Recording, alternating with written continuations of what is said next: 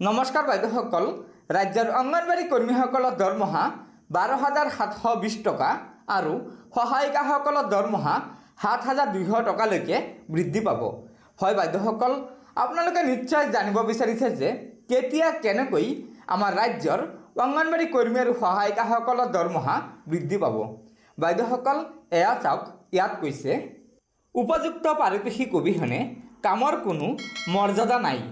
দিল্লীৰ এগৰাকী অংগনবাড়ী কৰ্মীয়ে মাহে 12,720 টকা লাভ কৰে, কিন্তু অসমত তেওঁলোকক প্ৰতি মাহে মাত্ৰ 4,500 টকাহে প্ৰদান কৰা হয়।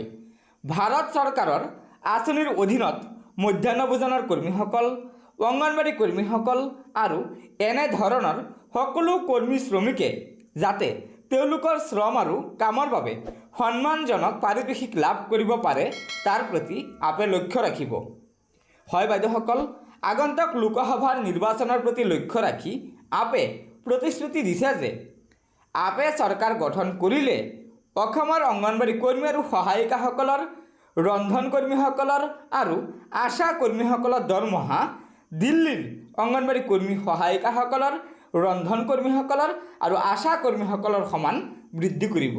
গতিকে বাইদেউসকল, আপোনালোকে নিশ্চয় জানিব পাৰিলে যে নিৰ্বাচনী প্ৰতিশ্ৰুতিত আপে অংগনবাড়ী কৰ্মী আৰু সহায়িকাসকলক, ৰন্ধন কৰ্মীসকলক আৰু আশা কৰ্মীসকলক এনেদৰে দৰমহা বৃদ্ধিৰ প্ৰতিশ্ৰুতি দিছে।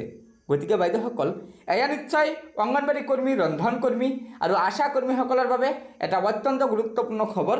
সেয়েহে লগৰ বান্ধৱীসকলক এই ভিডিঅ'টো শ্বেয়াৰ কৰি আজিৰ এই গুৰুত্বপূৰ্ণ খবৰটো জনাই দিব আৰু নতুনকৈ অহা বাইদেউসকলে পৰৱৰ্তী সময়ত ৰাজ্যৰ অংগনবাড়ী কৰ্মী, সহায়িকা, ৰন্ধন কৰ্মী আৰু আশা কৰ্মীসকলৰ বিভিন্ন খবৰসমূহ পোনপ্ৰথমে পাবলৈ অনুগ্ৰহ কৰি আমাৰ এই চেনেলটো ছাবস্ক্ৰাইব কৰি ল'ব।